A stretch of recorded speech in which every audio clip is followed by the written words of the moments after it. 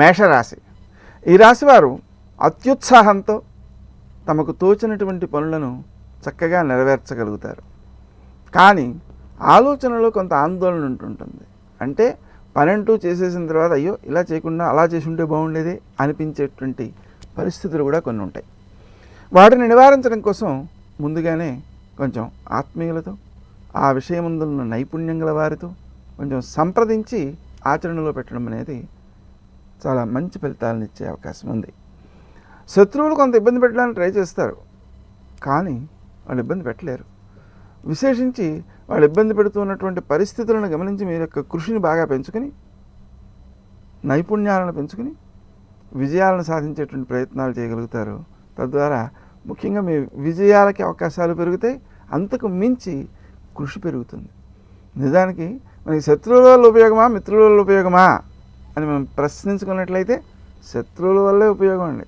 ఎందుకంటే శత్రువులు లేరనుకోండి, మన యొక్క కృషిశీలత బాగా పలచబడిపోతుంది, ఉత్సాహం తగ్గిపోతుంది, సామాన్యంగా ఏదో వ్యవహారం నడుపుతూ ఉంటాం. కాబట్టి శత్రువులు కూడా మీకు ఉపకారం చేసేవారే అని గుర్తించి ముందడుగు వేయాల్సినటువంటి అవసరం ఉంది. అనుభూతి విషయంలో కొన్ని లోపాలు కనిపిస్తున్నాయి. దేనివలన అంటే తొందరపాటు వల్ల.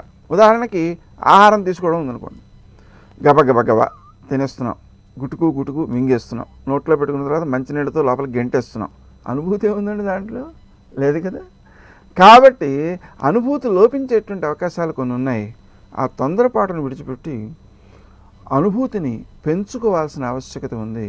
అది పెరగడం కోసం శ్రీరామ జయ రామ జయ జయ రామ రామ అనే మంత్రాన్ని జపించుకోవడం చాలా మేలు చేస్తుంది.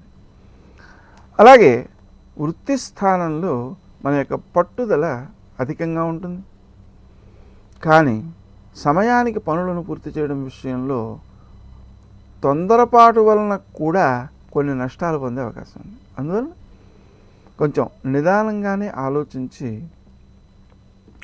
ఆ నిపుణులతో లేదా పై అధికారులతో సంప్రదించి వారి ఆజ్ఞను అనుసరించి చేయడం అనేది మనకు ఇబ్బంది లేకుండా చేస్తుంది. ఆర్థికంగా రావాల్సిన సొమ్ము చేతికి వచ్చే అవకాశం ఉంది.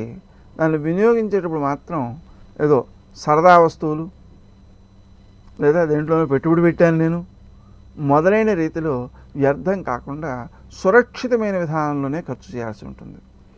అలాగే మనం ప్రభుత్వానికి చెల్లించవలసినటువంటి అంశాలు ఏవైతే ఉన్నాయో వాటిని కూడా చెల్లించేసే ప్రయత్నం చేస్తే అది తర్వాత భారం కాకుండా ఉంటుంది. తద్వారా మనం ఆనందమయంగా జీవనాన్ని గడపవచ్చు. అయితే ముఖ్యంగా 2 విషయాలు గుర్తుపెట్టుకోవాలి. ఉదయం 9 లోపులోనే తీసుకోవలసిన ఆహారంలో కడుపు నిండా తీసేసుకోవాలి. రాత్రి అతి త్వరగా అంటే 9 లోపులోనే పడుక్కునే ప్రయత్నం చేయాలి. ఆ 2 చేస్తే ఆరోగ్యాన్ని సంరక్షించుకోగలుగుతారు.